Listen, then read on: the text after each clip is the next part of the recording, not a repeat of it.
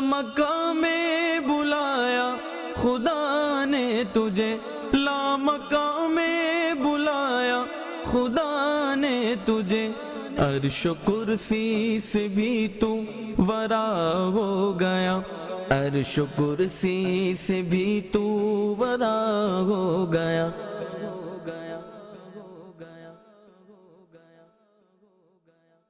الحمدللہ رب العالمین والصلاة والسلام علی خاتم النبیین، اما بعد فاعوذ باللہ من الشیطان الرجیم، بسم اللہ الرحمن الرحیم۔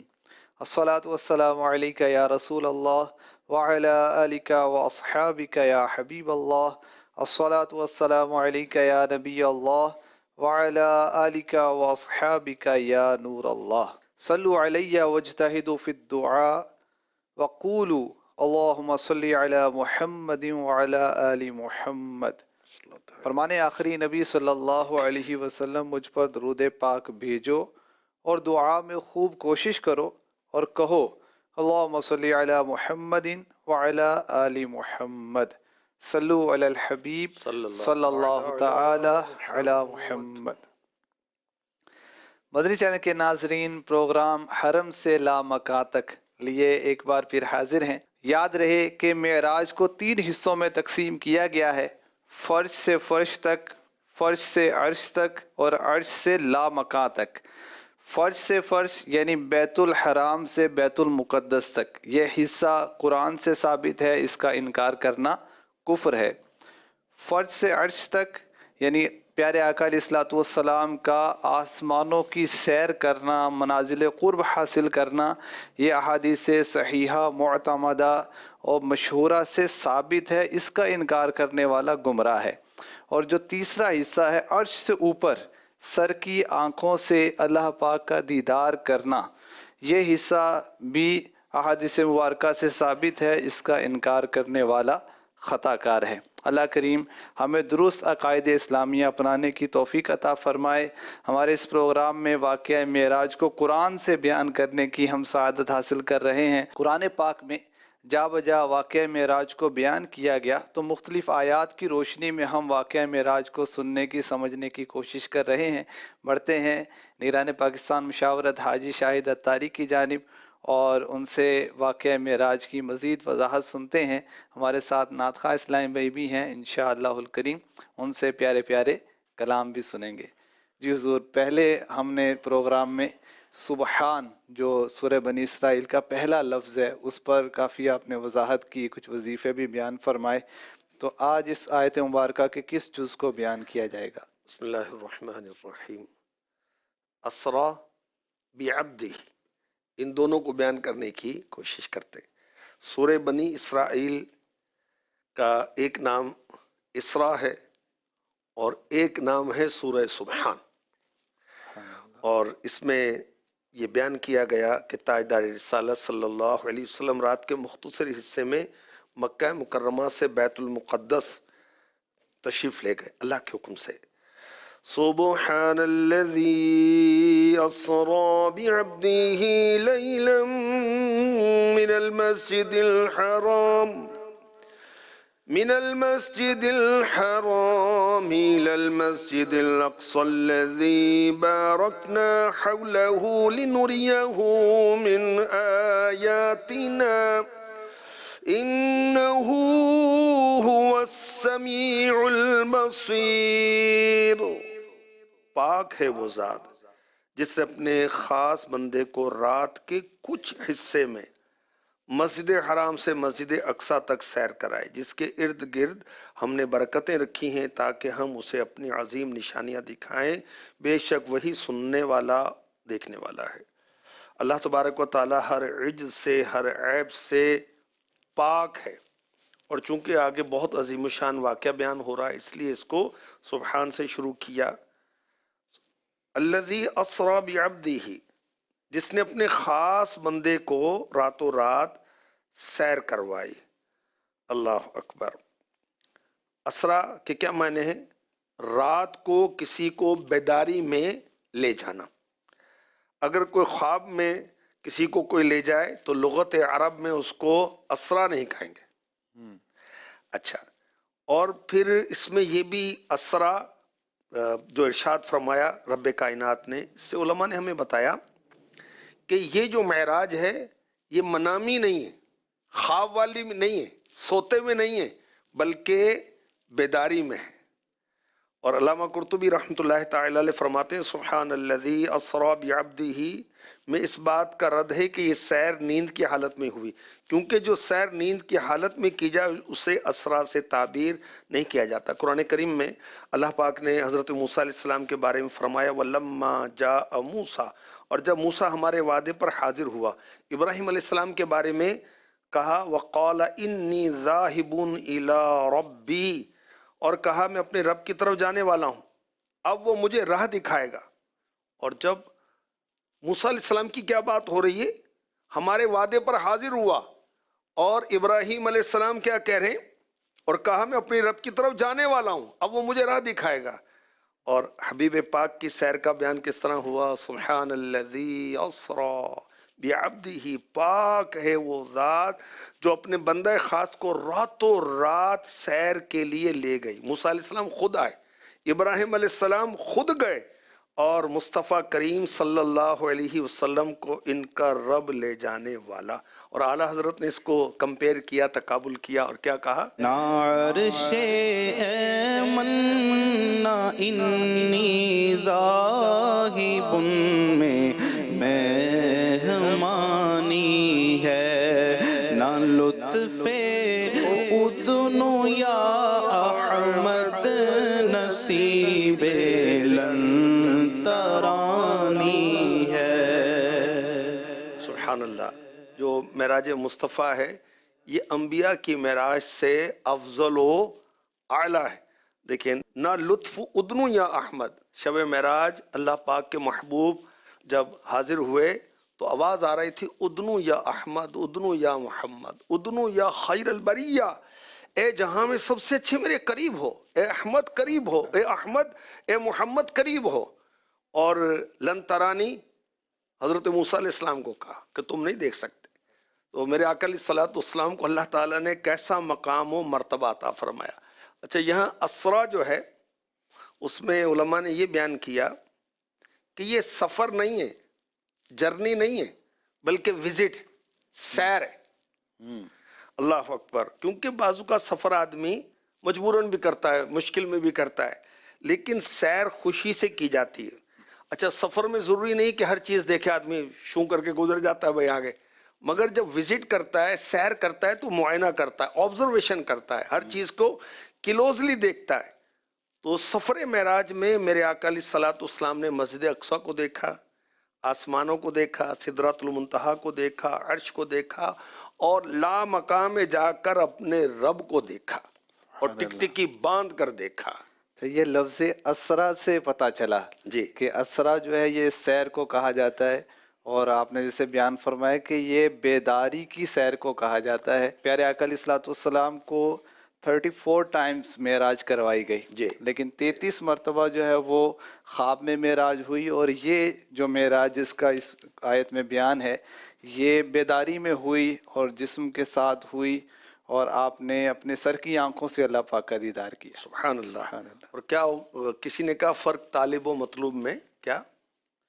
فرق مطلوب و طالب میں دیکھے کوئی، قصہ طور و معراج سمجھے کوئی، کوئی بے ہوش جلووں میں گم ہے کوئی، کس کو دیکھا یہ موسیٰ سے پوچھے کوئی، آنکھ والوں کی ہمت پہ لاکھوں سلام، آنکھ والوں کی ہمت پہ لاکھوں سلام۔ سبحان الذی اسری بعبدہ، پاک ہے وہ جو راتوں رات اپنے بندے کو سیر کرائی۔ یہاں عبد جو کہا اس کے بارے میں علماء نے بڑی عشق بھری باتیں کہیں اور حکمت بھری باتیں کہیں. عبد جو ہے اس کا اطلاق ہوتا ہے روح اور بدن پر. روح مع الجسد، اس روح کے ساتھ جسم بھی ہے، صرف روح نہیں.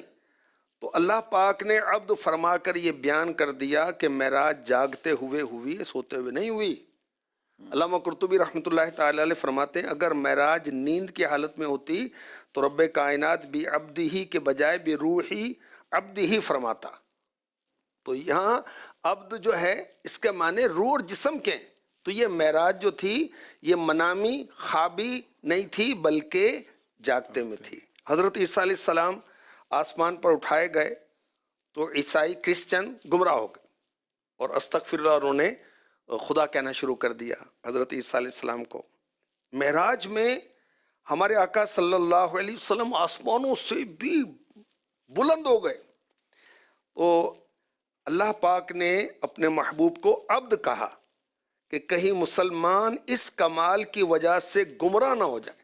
اور عمدۃ القاری میں حضرت مولانا علی قاری رحمۃ اللہ تعالی لکھتے ہیں کہ بعبدہ ہی کہہ کر اس طرف اشارہ کیا جس عزت و اکرام کے ساتھ اللہ نے نبی پاک علیہ الصلوۃ والسلام کو نوازا ہے، اس عزت و اکرام کے باوجود وہ اس کے بندے ہیں، اس کی مخلوق ہیں. ٹھیک ہے. اور یہ بات بھی کہی گئی کہ عبد کہنے میں عیسائیوں کا رد ہے، کرسچن کا رد ہے کہ موسیٰ علیہ السلام شان و عظمت میں عیسیٰ علیہ السلام سے کہیں بڑھ کر ہیں، اور ہمارے آقا علیہ الصلوۃ والسلام تو سارے نبیوں کے بھی نبی ہیں. عیسیٰ علیہ السلام سے بہت بلند ہمارے آقا علیہ الصلوۃ والسلام تشریف لے گئے اور رب کی بارگاہ میں حاضر ہوئے. تو جب محبوب خدا صلی اللہ علیہ وسلم کو عبد کہا جا رہا ہے تو عیسیٰ علیہ السلام خدا کیسے ہو سکتے ہیں؟ بنا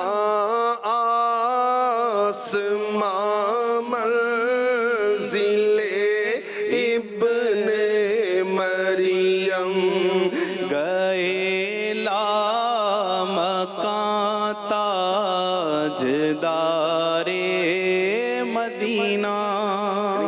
حسن رضا رحمۃ اللہ علیہ کا یہ شعر ہے کہ عیسیٰ علیہ السلام تو آسمانوں پر گئے نا، اور ہمارے نبی صلی اللہ علیہ وسلم آسمانوں پر نہیں، آسمانوں سے اوپر لامکان پر گئے. جیسے آپ نے بیان فرمایا کہ پیارے آقا علیہ الصلوۃ والسلام کی معراج دیگر انبیاء کی معراج سے افضل و اعلیٰ. بے شک. تو حضرت عیسیٰ علیہ السلام کی معراج یہ آپ آسمان پر گئے جی. اور نبی کریم علیہ الصلوۃ والسلام تو آسمانوں سے اوپر پھر عرش سے بھی آگے گئے. بے شک. بے شک. عرش کی عقل دنگ ہے، چرخ میں آسمان ہے، جانے مراد ہائے کدھر اب تیرا مقام. کیا بات ہے. اللہ اکبر. اچھا، عبد کی عبدیت اشرف الاوصاف ہے. کسی بندے کی عبدیت جو ہے یہ اس کا بہترین وصف ہے. اور معراج کا وقت علماء کہتے ہیں اشرف الاوقات، یہ بھی افضل وقت تھا. تو اس موقع پر علامہ کشیری رحمۃ اللہ علیہ کہتے ہیں کہ میں نے استاذ ابو علی دقاق رحمۃ اللہ علیہ سے سنا، عبودیت کے وصف سے بڑھ کر کوئی اور وصف نہیں ہے، نہ ہی مومن کے لیے عبدیت سے موسوم ہونے سے بڑھ کر کوئی نام. اسی وجہ سے اللہ سبحانہ نے معراج کی رات جو کہ دنیا میں سب اوقات سے بڑھ کر عزت والی رات تھی، اپنے محبوب کے وصف میں فرمایا سبحان الذی اسری بعبدہ، اور فرمایا فَأَوْحَى إِلَىٰ عَبْدِهِ مَا أَوْحَىٰ. اگر عبدیت سے بڑھ کر کوئی نام عزت والا ہوتا تو اللہ پاک اس کے ساتھ آپ کو موسوم فرماتا. پیارے آقا علیہ الصلوۃ والسلام نے خود یہ مطالبہ کیا کہ یا اللہ تو مجھے عبد کے ساتھ یاد فرما. اسے بیان کیا حضرت امام فخر الدین رازی رحمۃ اللہ علیہ نے کہ جب پیارے آقا علیہ الصلوۃ والسلام بلند ترین درجات پر پہنچے تو اللہ پاک نے وہی فرمائی محبوب میں تمہیں کس لقب سے مشرف کروں. تو عرض کی یا رب مجھے اپنی عبودیت کے ساتھ موصوف فرما، مجھے اپنا بندہ فرما دے. تو اللہ پاک نے آیت نازل فرمائی سبحان الذی اسری بعبدہ. یہاں عبد کہا جانا یہ بھی اعزاز و اکرام کے لیے ہے، یہاں عبد کامل مراد ہے. وہ میں کہوں کہ میں اس کا بندہ ہوں، وہ کہ یہ میرا بندہ ہے، بہت فرق ہے. جیسے بندہ کے معنی ایک تو اللہ کے بندے، اللہ کی مخلوق، ایک بندے کے معنی خادم کے بھی ہیں، غلام کے بھی ہیں نا. جیسے ہم عبد مصطفیٰ ہیں کہ میں آقا کا غلام ہوں، میں کہوں غلام ہوں آپ کا، وہ کہیں کہ ہم کو قبول ہے، بات تو جب بنے گی.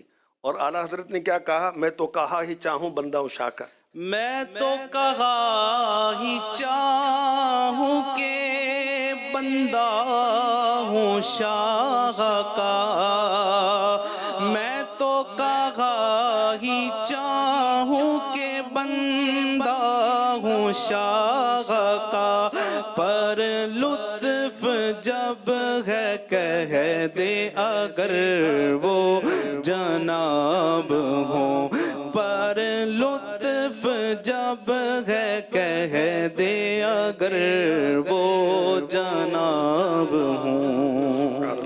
ہوں غلام مصطفیٰ عطار کا دعویٰ ہے یہ، کاش آقا بھی یہ فرما دے ہمیں منظور ہے. تو صرف عبد نہیں کہا، دنیا میں بندے تو بہت ہیں مگر کامل وہ ہے جسے اس کا مالک کہے یہ میرا بندہ ہے. مفتی احمد یار خان نعیمی رحمۃ اللہ علیہ نے فرمایا کہ خلیل وہ ہے جو رب کی مانے، حبیب وہ ہے جس کی رب مانے. تو ہمارے آقا علیہ الصلوۃ والسلام کو اللہ پاک نے بہت اعلیٰ اور بالا مقام و مرتبہ عطا فرمایا. اچھا، اس آیت کریمہ کو دیکھتے ہیں کہ اللہ پاک نے پیارے آقا علیہ السلام کے عبد ہونے کی نسبت اپنی طرف کی. سبحان اللہ. جب وہ آیات مبارکہ دیکھیں جہاں اپنے رب ہونے کی نسبت اپنے محبوب کی طرف کی، تو یوں جو ہے وہ اس طرح کی بھی آیات مبارکہ ہیں. تو یہاں بھی پیارے آقا علیہ السلام کی محبوبیت ظاہر ہوتی ہے. بے شک بے شک بے شک. اچھا، حضرت مولانا مفتی ظفر الدین بہاری رحمۃ اللہ علیہ، اعلیٰ حضرت کے شاگرد اور خلیفہ اور بہت بڑے توقید دان اور بہت بڑے عالم، آپ لکھتے ہیں اللہ پاک نے اپنے پیارے حبیب صلی اللہ علیہ وسلم کو لفظ عبد بندے سے موصوف کیا. اگر عبد سے زیادہ کوئی محبوب وصف ہوتا اللہ پاک اس کو ذکر فرماتا، کیونکہ رسول اللہ پاک سے مخلوق کی طرف متوجہ ہوتا ہے، عبد مخلوق سے اللہ کی طرف متوجہ ہوتا ہے. اور مفتی احمد یار خان نعیمی رحمۃ اللہ علیہ نے اس کو اپنے انداز میں بیان کیا کہ اس جگہ اللہ پاک نے نبی کریم صلی اللہ علیہ وسلم کو نبی یا رسول نہیں کہا بلکہ اپنا بندہ کہا، کیونکہ آج تو مخلوق سے خالق کی طرف جا رہے ہیں. آج شان رسالت نہیں ہے بلکہ اظہار عبدیت ہے، بندگی کا اظہار ہے. عبد فنا فی المولا ہوتا ہے اور حضور صلی اللہ علیہ وسلم فنا فی اللہ کے مرتبے پر فائز تھے. اللہ اکبر. کیا اعلیٰ حضرت نے کہا؟ حق یہ کہ ہے عبد الہ اور عالم امکان کے شاہ، برزخ ہے وہ سر خدا یہ بھی نہیں وہ بھی نہیں، برزخ ہے وہ سر خدا یہ بھی نہیں وہ بھی نہیں. ہمارے آقا علیہ الصلوۃ والسلام اللہ پاک کے خاص بندے ہیں اور ایسے خاص ہیں کہ اللہ پاک کی ساری خدائی کے بادشاہ ہیں اور اللہ پاک اور اس کے مخلوق کے درمیان رابطہ اور واسطہ ہیں. اعلیٰ حضرت نے اس شعر میں اس چیز کو بیان کیا. مدنی چینل کے ناظرین، نبی کریم علیہ الصلوۃ والسلام کی معراج کا بیان ہم قرآن پاک سے سننے کی سعادت حاصل کر رہے ہیں، اور آج خاص طور پہ ہم نے سنا کہ جو آیت کریمہ میں لفظ اسرا کہا گیا، اس سے کیا مراد ہے؟ اللہ پاک نے اپنے محبوب کو جو سیر کروائی، اور بعبدی ہی کے جو رموز ہیں جو اس میں علماء کرام نے نکات بیان کیے ہیں وہ بھی ہم نے سنے، اور کس انداز سے اللہ پاک نے اپنے محبوب کی شانوں کو ان الفاظ کے ساتھ بیان کیا جس کو علماء سمجھتے ہیں اور ہمیں سمجھاتے ہیں. اللہ کریم کی بارگاہ میں دعا ہے کہ ہمیں محبوب کریم علیہ الصلوۃ والسلام کی شان و عظمت کو سمجھنے کی، اس پر ایمان رکھنے کی توفیق و سعادت نصیب فرمائے. آمین بجاہ خاتم النبیین صلی اللہ علیہ وسلم. لا مقام میں بلایا خدا نے تجھے، لا مقام میں بلایا خدا نے تجھے، عرش و کرسی سے بھی تو ورا ہو گیا، عرش و کرسی سے بھی تو ورا ہو گیا۔